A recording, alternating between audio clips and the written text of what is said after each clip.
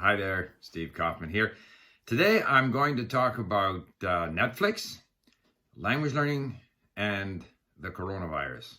Now, there's a relationship between Netflix and language learning. There's no real relationship with either of them and the coronavirus, except I'm going to talk about it a bit in this video.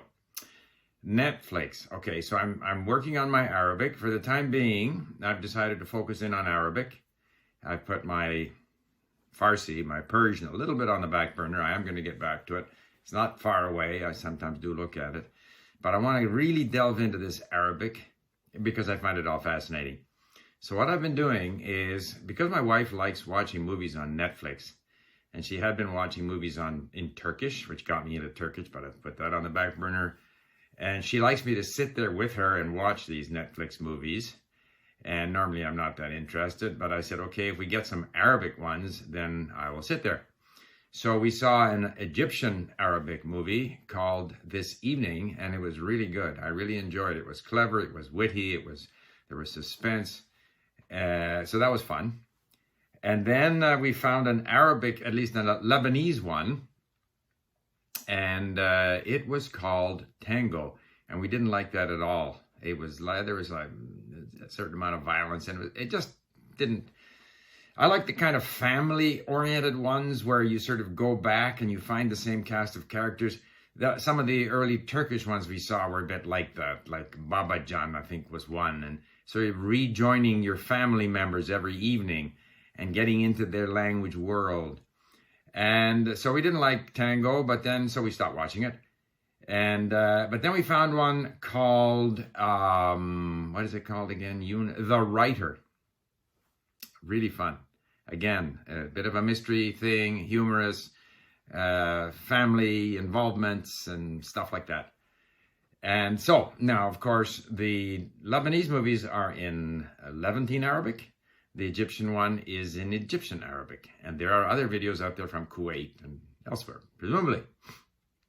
So I've been working on my mini stories in Levantine Arabic, and I find now that I'm able to understand more and more of the Lebanese movie, which is fun, which is really fun. And even where I don't understand it, I think watching something in Netflix where you're getting 20, 30, 40%, at times you're able to follow along, you have the impression that you're in there, you're part of them, and that's tremendously motivating. It really gets me back to going through my Levantine mini stories, and when I am comfortable with them, I'll move on to other material. It is amazing when you go over mini stories, and I've gone through them. I was going to look up how many times I've listened to them, 20, 30 times. It's amazing the things that you don't notice the first, second, third, fifth, 10th time, and then you notice it the 15th time. So I find it always worthwhile to go back. What I'm doing now is I'm going through all of the yellow saved links in each lesson, sort of flashcarding them, then going back in and listening to the lesson. And I know from experience that if I can work those yellow links, which now for some of the more recent lessons is still 30, 40, 50 words that I have saved and that I don't yet know, if I can get them down to 5, 6, 8, then I'm really going to be, in a good position, in a position to move forward. The disadvantage, of course, with Arabic is that there are these different versions of the language. So you can't, or at least I'm not aware of where I could get an ebook and the corresponding audiobook all written in, say, Levantine Arabic or Egyptian Arabic. Whatever is written is going to be in standard Arabic. And the words are different, the pronunciation is different, not totally different. There's a lot of common things. So that makes it a little bit difficult. On the other hand, it's fun. It's fun to discover this world, the relationship between Levantine Arabic and Egyptian Arabic and Standard Arabic, and to kind of get into that whole thing. So that's what I'm doing. So I'm finding Netflix. Now we have a browser extension for Netflix where we can bring in the subtitles, but the subtitles for the Lebanese or the Egyptian films are in Standard Arabic. So that's really not what I'm hearing. So there are no materials that I'm aware of with subtitles in, say, Levantine Arabic. So, if there are on YouTube or somewhere, please let me know, but I haven't found them. So, I'm going to be in a bit of a problem here once I finish the mini stories to try to move to some other material which will be interesting and yet not too difficult, but in, say, Levantine or Egyptian Arabic. I'm in no hurry. Arabic isn't going anywhere. I can spend years enjoying my exploration of Arabic or Persian or Turkish. So, but Netflix is key. Netflix, I think, is a wonderful resource for language learners. Obviously, if the subtitles, the dialogue in the subtitles is the same as the spoken language, then we can use the web, our browser extension, bring it into Link, study that as a lesson, and then actually improve our comprehension. That's not something I'm able to do with Arabic. Now, just a brief word on the coronavirus. You know, I saw it was Memorial Day in the United States. It's kind of like our Remembrance Day here in Canada, a solemn occasion where we remember people who sacrificed themselves in wartime. And I see there are lots of demonstrations, people upset about the lockdown and so forth and so on. I have trouble understanding these people. The coronavirus, from my understanding, here in BC, we have had, I think it's 150 deaths for a population of 5 million. So that's a relatively low number. And I think most people here have confidence in the health authorities. We have a wonderful spokesperson, Dr. Barney Henry, very calm, very knowledgeable, answers questions calmly, and has had a bit of a softer hand in terms of what we're allowed to do and not allowed to do, which has been possible because the thing has been kind of under control. We get a flare-up in an old folks' home or a poultry plant, and they're able to shut it down very quickly. So there's not the kind of, I don't know, polarization here. The odd person mumbling, but nothing serious. Something like, I think 94% of the coronavirus deaths in Canada are in two provinces, Ontario and Quebec, which together account for about 60% of the population, but 94% of the deaths. Quebec has been hit particularly hard. Why is it that some places are hit harder than others? It's one of the many things that we don't know enough about, you know. Apparently the incidence, the coronavirus in Ontario and Quebec came primarily from the United States, didn't come from China. Here in British Columbia, we had people flying in from China, from Iran back in, say, January, February, who were identified and asked to isolate themselves. And so that, I think, was controlled fairly well. Then we had some community spread in the old folks' homes. But Ontario, Quebec, obviously pretty bad. Not as bad as New York, not as bad as Spain and Italy. And if we see what happened, you know, I saw that there was a borough in New York City, it might have been Queens, that has a total population of 550,000, and they had like 800 deaths. So, you know, if you have that degree of death in your community, that's 800 deaths for 550,000 people, as opposed to, say, BC with 150 deaths and 5 million people. I mean, if you're living with that amount of death, as they had in Italy, as they had in Spain, then the response has to be totally drastic, because people are not going to tolerate their hospitals overflowing, lack of, coffins, lack of space in the funeral homes and so forth.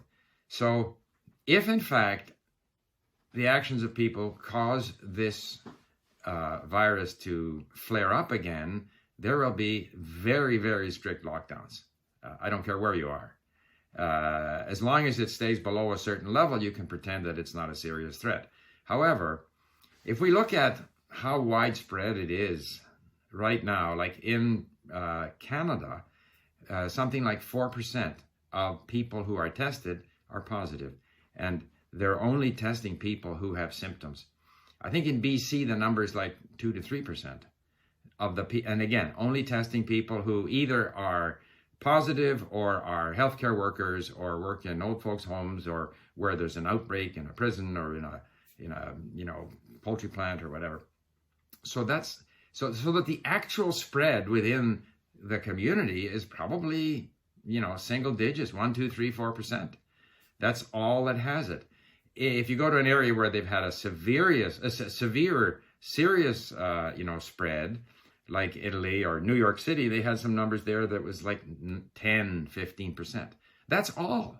I think in Sweden, where in theory, they've been allowed to do whatever they want, but in fact, their behavior is still very much, reduced activity, reduced mobility compared to pre-COVID days. I saw somewhere where in Stockholm, the infection rate was like 7 or 8%. So if we assume that eventually 70% of the population is going to get it, if herd immunity is 70%, we're at 3, 4, 5, 7, 10%. Like even the hardest hit areas are at 10%. We got a long way to go in the coronavirus. We should be very, very careful. And particularly when I see people gathering in large groups, as Dr. Barney Henry explained, we don't want people, she doesn't want people getting together with 20 or 30 or 50 other people, because she's responsible for contact tracing. So if you're with 5, 6 other people, and one of those people is infected, and we find that out, then she or her group of contact tracers only have to trace those 10 people or 6 people. And each one of them might have also been with another group of 4, 5, 6, whoever, was infected. But if it's 50, then they haven't got a chance to follow those cases and trace them. And the likelihood is if you're with a large group, I remember probability from high school. I don't really remember it, but I do remember that in order to get 2 people with the same birth date, okay, and there's 365 days in a year, you only need like 23 people.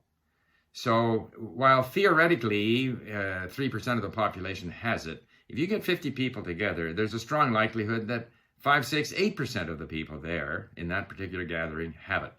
So even one person having it in that group, spreading it to 50 people, who in turn can spread it to 50 people, gives you this exponential growth. And if you get the exponential growth, you will get the same thing that they had in New York City or Bergamo, Milan. And then there will be like very severe lockdowns again. So why would people deliberately, run the risk of that happening? I don't understand the mentality.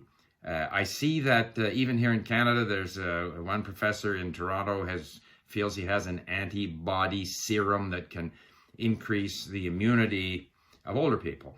So obviously, if we can increase the ability of older people who are, 60, 70, 80, depending on which country, overwhelming majority of people who die from this, if we can increase the ability of older people to resist the coronavirus without having to be on a, respirator, for example, obviously this is going to improve the ability of the hospital system to cope.